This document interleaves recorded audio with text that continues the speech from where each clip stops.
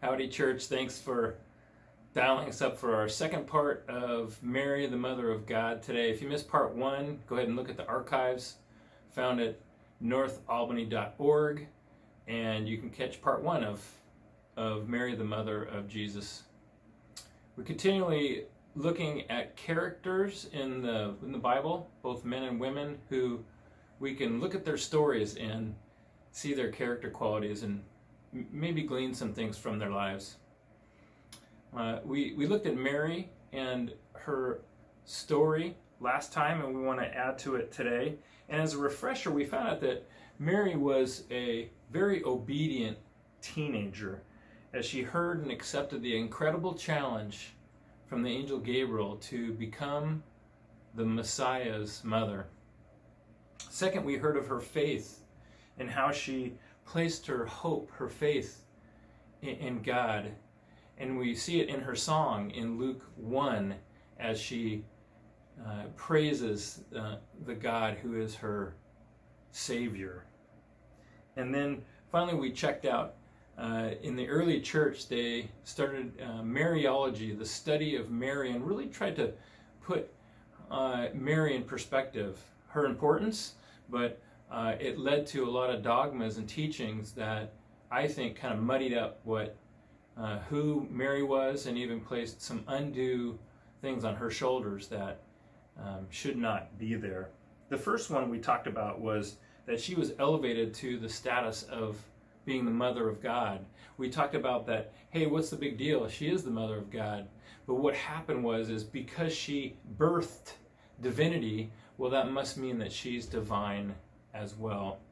Secondly, led to the building on of that in the Immaculate Conception, this thought that she was conceived as being divine.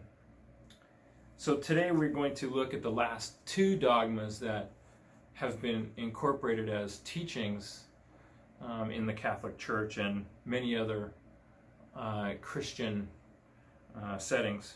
First is that Mary is a virgin perpetually. Before, during, and after Jesus, she was a virgin.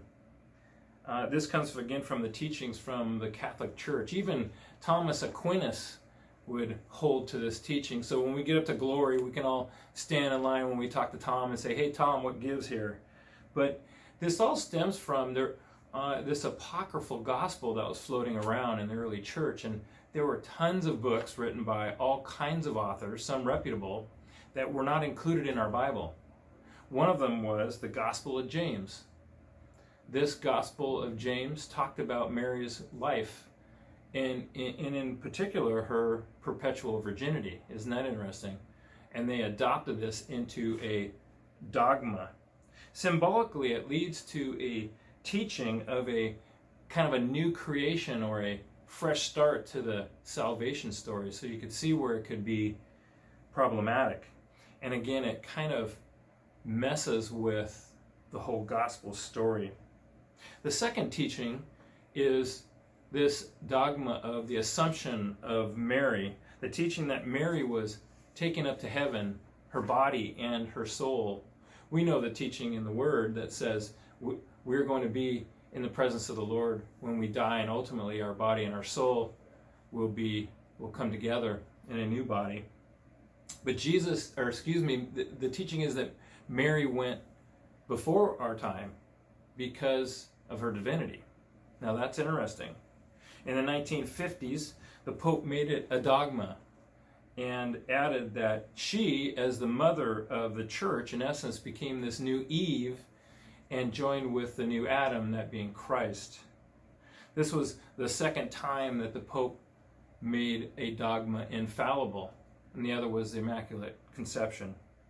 But once again, because of the teachings of the Catholic Church, I think it put a undue precedent to Mary and her character. I believe because of it, we may miss some of the great character qualities of this unbelievable woman. Her tremendous faith is the first thing, not only in the birth story, which we talked about in part one, but that she was faithful throughout Jesus' life, even at the point of the cross, she was there with just a handful of ladies, and the rest of the disciples left. Her devotion to her family is another thing that we can see. And in with the disciples, in particular the women of Jesus' circle, she was so faithful to them and devoted. And lastly, of course, her obedience through this whole process.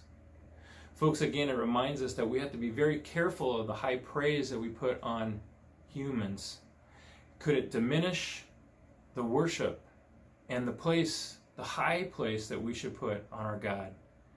We need to be careful of that and be devoted to the one and only, the author and the perfecter of our faith. Thanks again for watching. We appreciate your time.